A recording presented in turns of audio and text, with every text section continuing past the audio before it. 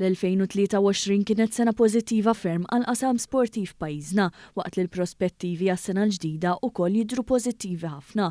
Fl-okkażjoni tal-10 anniversarju ta' Sport Malta tħabbar li fost oħrajn se tiġi organizzata konferenza internazzjonali bit-tema Celebrating Sports bejn 12 u 13 ta' Jannar bis-sem ta' diversi kelliema minn madwar id-dinja.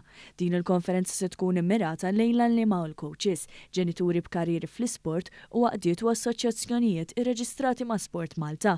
Il-Ministru għall-Edukazzjoni, l-Isport, ir-Riċerka u l-Innovazzjoni Clifton Grima spjegalna l-viżjoni u l-avvenimenti ewlenin. U qal li minkejja s-suċċess li nkiseb fl-2023 fosthom fil-lob tal-pajjiżi żgħar, il-prospetti għas-sena li ġejja huma ferm pożittivi.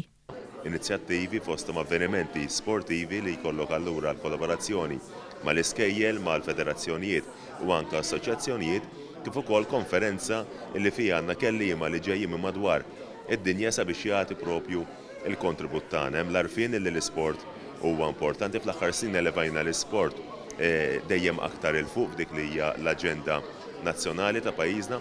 Żied jispjega li matul is-sena li ġejja se jingħataw ukoll diversi rikonoxximenti. Sar aċċenn ukoll għas-suċċess li nkiseb fil-Ġimgħa Ewropea tal-Isport fejn pajjiżna ngħaqad ma' pajjiżi differenti biex twassal messaġġ pożittiv dwar ħajja sana. Il-Kap Eżekuttiv ta' Sport Malta Marku Tajjar tkellem aktar fid-dettall dwar uħud minn dawn l-avvenimenti.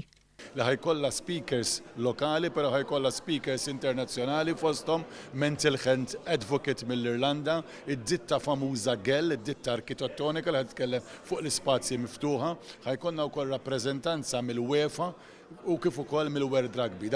Iċ-Chairperson ta' Sport Malta Omar Farrugia li għadu kemm inħatar fil-kariga spjega wħud mill-benefiċċji tal-isport u li wieħed iżomm ruħu attiv fosthom id-dixxilpina, il-kapaċità li taħdem f'tim, ir-reżiljenza, l-impenn, id-dinjità u anke r-rispett.